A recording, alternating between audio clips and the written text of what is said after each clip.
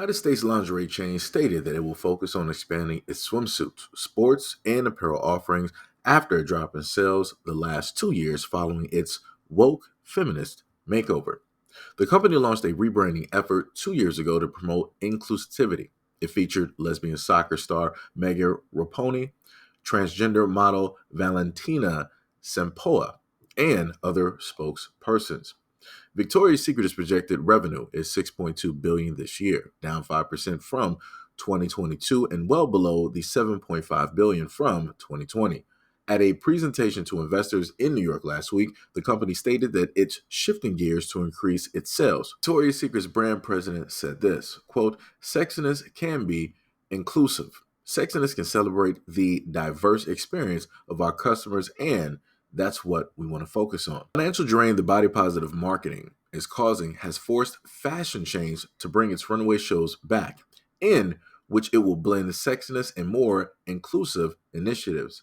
Hailey Bieber and Emily Ratajkowski have been featured in more recent campaigns along with plus size models Paloma Elser and Ali Tate Cutler. Chief Executive Martin Waters stated that, quote, "Despite everyone's best endeavors, it's not been enough to carry the day." The company stated it will update its nearly 1,400 Victoria's Secret and Pink stores and will open 400 new locations outside of North America while cutting costs. In recent years, Victoria's Secret has had to compete with online-only retailers along with brands targeting young consumers like Ari, Rihanna's Savage Fenty, and Kim Kardashian's Skim lines and shapewears. However, the company is still the North American leader in underwear sales with about 20% of the market. Waters stated, quote, "We've been insufficiently differentiated in a difficult market, but our ambition of being the world's leading fashion retailer of intimate apparel is still unchanged." So let's give you a little bit of history on Victor's Secrets, aka Victoria's Secrets. On June 12th of 1977, Victoria's Secret was founded by Roy and Gay Raymond in Delaware. Raymond opened the first Victoria's Secret store at the Stanford Shopping Center in Palo Alto, California. Raymond was inspired to start Victoria's Secret after feeling embarrassed purchasing lingerie for his wife in a department store. To open the store, he borrowed $40K from the bank and $40K from his family.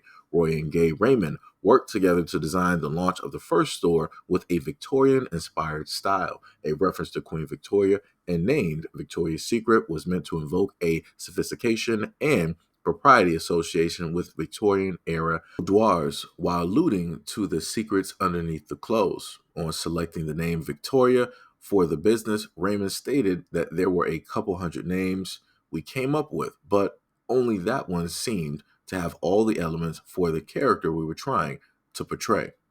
The company earned $500,000 in the first year, and Raymond started a mail ordering catalog and opened 3 stores in San Francisco. Now, I will state this. Usually when people tend to cater to a whole nother demographic, usually failure will tend to ensue because usually, a lot of the people that are screaming the loudest will tend not to actually support what it is that they say that they want, right? Case in point, we can go back to the one movie like this.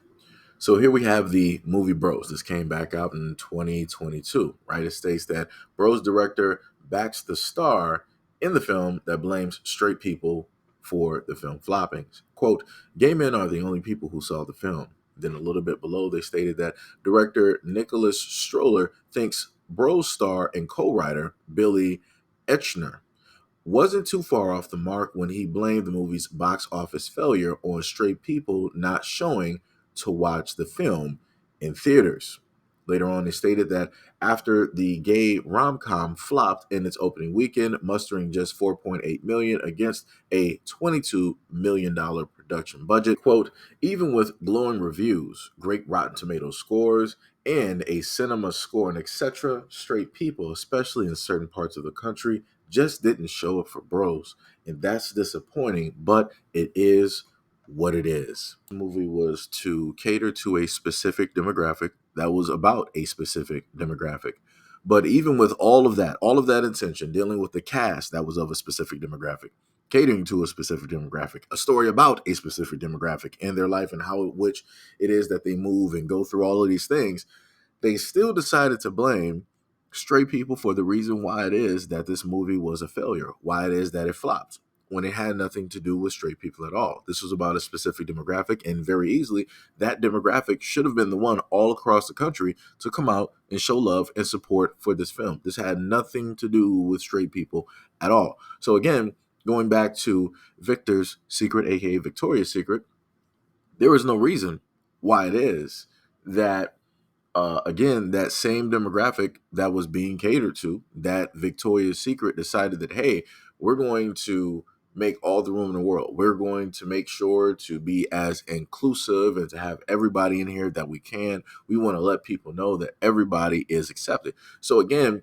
you would expect that those demographics that are being catered to, that this is being marketed towards, you would expect them to actually show up and show out. But that's not what happens. And then, when I look through the comments, I see people trying to sit up there and say that, oh, well, they're only sitting up there talking about, the start of the pandemic, and then they're giving very little stats as possible. What about the inflation and all this other type of stuff? I see the narrative that they're trying to spin. No, it's not the narrative. It is the simple fact that when you just so happen to cater to a specific group that normally you don't naturally cater to, it just shows that chances are that people are not going to go for the pandering. And people did not. People are like, oh, well, you did add this stuff to Victoria's Secret. But yeah, this is not really what it is that we're looking for. We're still going to buy the exact same stuff that we've always been buying. Doesn't matter if it was Walmart, Kmart, JCPenney, whatever it is. Well, more than likely just rather go there to get the stuff that we want to sit up and get. Or matter of fact, we'll do Amazon online shopping or online shopping from somebody else's website. But, it's a nice try. Maybe, in a few years, we can try something a little bit different. And, maybe we'll decide to buy it then. But like I said before, they spoke. They let it be known that they were not going to sit up there and support it. And that is their right to not sit up there and support it, because you got somebody that's specifically trying to pander to them that naturally was not bringing out clothing originally to bring them directly into the fold, right? And that goes right back to the same exact thing with bros. Again, to the community that the movie was specifically made for, they did not show up to. But then there had to be an scapegoat, and that scapegoat was quote unquote straight people that inevitably got blamed, wrongfully blamed for why it is that the movie, I think, brought in, 8.9 million or whatever it is, during this opening weekend. Like I said, it is what it is. It is exactly what it is. Victoria's Secret did not make the sales that they expected because they were going to pander to a certain group that they felt would just come in and start throwing money. Obviously, that group did not show up and show out.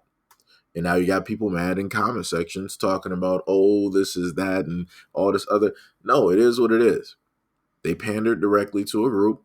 They wanted to see what was going to happen if an influx of money was going to take place. The influx of money that they thought was going to take place did not take place. So they're like, well, we're going to be bringing back the runways. We're going to do things how we've always and normally done it. And more than likely, they're going to start to see the sales pick up. They're going to start to see a sales increase.